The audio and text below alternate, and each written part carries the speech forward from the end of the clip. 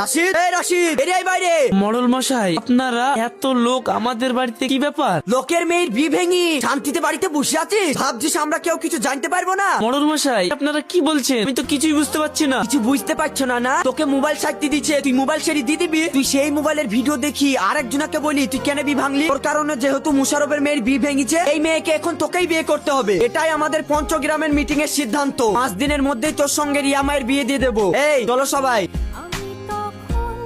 কি করো স্যার? বসো। আগো যাচ্ছি, তুমি যেখানে শান্তিতে চাল ঝাড়ছো আর ওইদিকে চাচার জীবনের চাল নোংরা হয়ে গেল। কি বলছো? এত প্যাচের কথা না বলে সোজাভাবে বলো কি হয়েছে। আর বলো না কাকি, তোমার কাকার বিয়ে লেগেছে।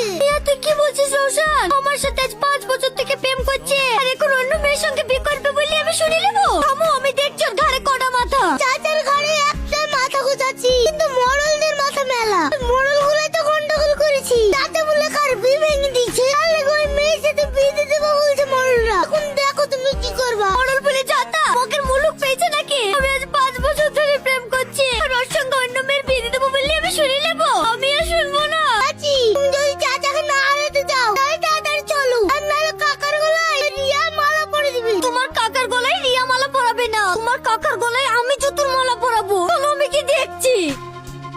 এই, তোমার ঘাড়ে কড়া মাথা। আমি থাকতে তুমি অন্য মেয়েকে বিয়ে করবে বলে রাজি হয়ে গেছো? আরে রমিতা, আস্তে চিল্লাও। দেখছো না আমার ঘাড়ে একটাই মাথা, আর তোমাকে রেখে আমি অন্য মেয়েকে বিয়ে করতে যাবো কেন?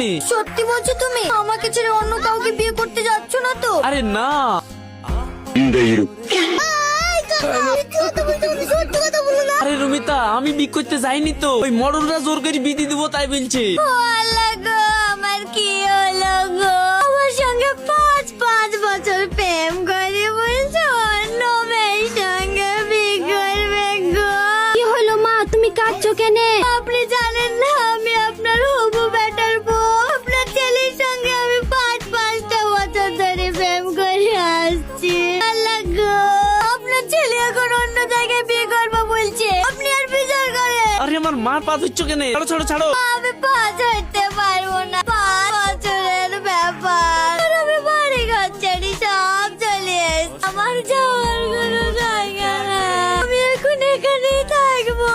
ঠিক আছে মা, তুমি থাকো। এখন তুমি উঠো তো, উঠো উঠো উঠো। তুমি চিন্তা করো না মা, তুমি এই বাড়িতেই থাকবা। আমি বেঁচে থাকতে দেখছি আমার ছেলের বিয়ে কোন মরলা দিচ্ছে। চলো মা, আপাতত তুমি এখন ঘরে চলো, তারপর তোমার আব্বা মার সাথে কথা বলে রাশিদের সাথে বিয়ের ব্যবস্থাটা করছি, ঠিক আছে?